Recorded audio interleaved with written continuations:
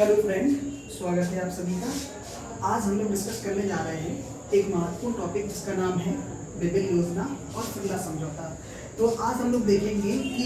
भारतीय स्वतंत्रता संग्राम में और भारतीय संविधान सभा के निर्माण में या भारतीय संविधान निर्माण में बेबिल योजना का क्या योगदान है। बेबिल योजना के द्वारा जो वायसराय थे आर्कबिल्ड बेबिल, इनके द्वारा क्या कोशिश की गई, किस तरीके से शिमला समझौते को तैयार कराया गया, क्या शिमला समझौते में प्रस्ताव लेके आए, ये सारे पॉइंट ऑफ व्यू हम लोग डिस्कस करते हैं। तो इसके पहले हम लोग सबसे पहले ये डिस्कस करेंगे कि आर्कबिल्ड बेबिल वायसराय बनाने से पहले आर्कबिल्ड बेबिल को कमांडर इन चीफ बनाया गया था। तो जिस समय अगस्त प्रस्ताव और भारत में क्विट इंडिया मूवमेंट या भारत छोड़ो आंदोलन या हम कह सकते हैं विश्व युद्ध द्वितीय चल रहा था, उस समय आर्कबिल्ड बेबिल को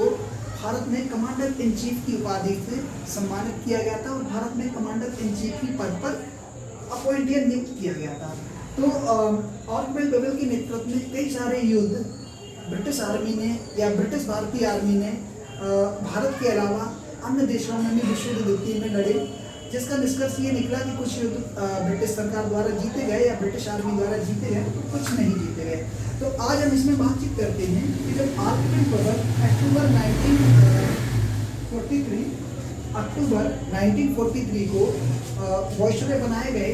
तो उनके सामने कुछ प्रमुख समस्याएं थी और इन प्रमुख समस्याओं को ध्यान में रखते हुए कंजर्वेटिव पार्टी के प्रधानमंत्री या कंजर्वेटिव पार्टी से ब्रिटिश प्रधानमंत्री ने ये भरोसा आर्कबिल्ड बेबिल पर जताया था, क्योंकि उनको लगता था कि आर्कबिल्ड बेबिल में जिस तरीके से सैन्य नेतृत्व की क्षमता है उस तरीके से वो प्रशासन की भी क्षमता रखते हैं और शायद इन समस्याओं को सुलझा सकेंगे। तो इन समस्याओं में सबसे पहली समस्या थी कि भारत में इस समय महात्मा गांधी, जो भारत के सबसे बड़े नेता उस समय भारतीय राष्ट्रीय कांग्रेस की ओर से थे, उनके नेतृत्व में भारत छोड़ो आंदोलन या क्विट इंडिया मूवमेंट चलाया जा रहा था, जो कि अभी तक का भारत का सबसे बड़ा आंदोलन था, जिसमें 1857 की क्रांति और असहयोग आंदोलन से भी ज़्यादा लोगों का सैलाब या ज़्यादा लोगों का सपोर्ट मिल रहा था। तो एक तो सबसे बड़ी चुनौती थी कि कैसे क्विट इंडिया मूवमेंट को, कैसे भारत छोड़ो आंदोलन को शांत कराया जाए, और दूसरी चुनौती थी कि मोहम्मद अली जिन्ना इस समय अलग पाकिस्तान की मांग के लिए अड़े हुए थे। मोहम्मद अली जिन्ना इस समय अलग पाकिस्तान की मांग को